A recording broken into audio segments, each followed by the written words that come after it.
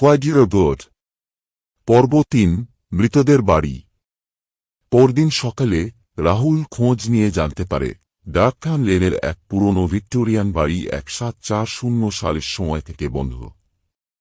স্থানীয়রা একে বলে প্লেগার হাউস।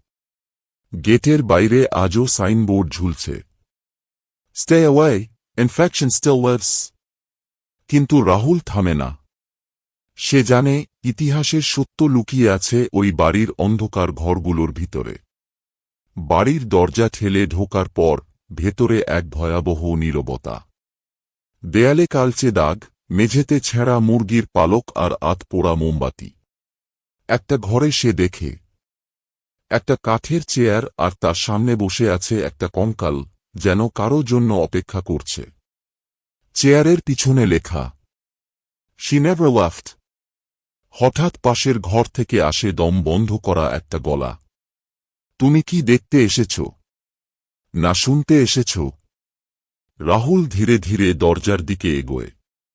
দরজাটা খুলতেই একটা মেয়ে, সাদা গাউন পরে, মুখে প্লেগের কালো ছোপ, ঠোঁট কাঁপছে। সে বলে, "We survived, but we shouldn't have." ঘরটা হঠাৎ বন্ধ হয়ে যায়। বাতাস ঠান্ডা হয়ে যায় কাঁচের মতো।